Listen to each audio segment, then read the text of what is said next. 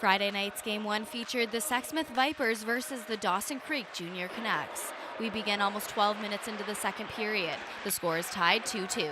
The Junior Canucks have the puck behind their net. A pass bounced off a Vipers skate. Auger finds Mikhail Chalafo, who beats End short side.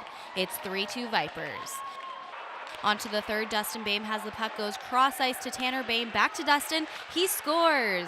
The brother duo have tied the game for the Junior Canucks, and this first game is going to overtime.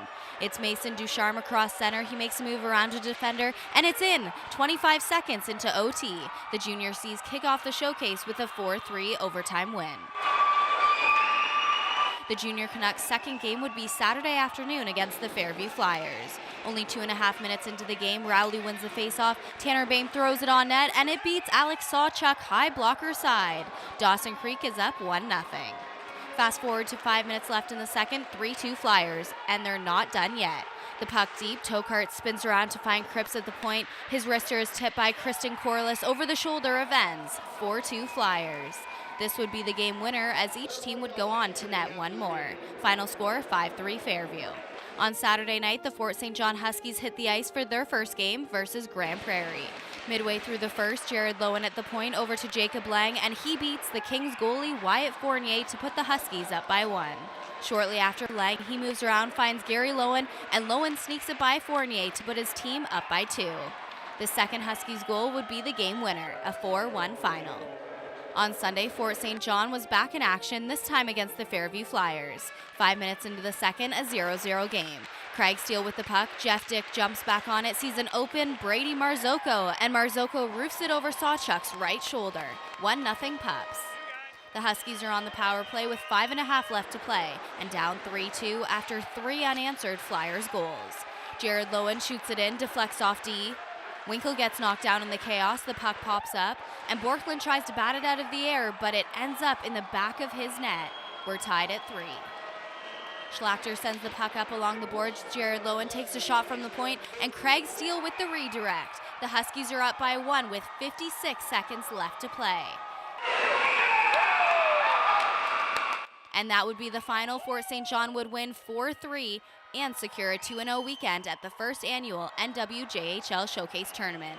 League President Michael McCurdy says the purpose is for the league to be highlighted in the community. I thought we'd go ahead and introduce it to the teams, and they were all over it, so we just went ahead and planned for it. And it was missing in the league just for the fact of player exposure, so it's great for the region. Our league being as small as it is, there's always been this, unspoken thing that this league is not what people are what teams are looking for in the players. And you see the odd guys go off to college and to junior A teams, but not enough. And there's so many talented players in this league that we need to be able to do stuff like this to showcase them to the junior A guys. I think the biggest thing is trying to identify any, specifically 2000, 2001 born players that, could potentially be a fit for our program in Brooks, and/or I have other contacts with some other junior A leagues to, potentially give some of these kids some opportunity, should they deserve it.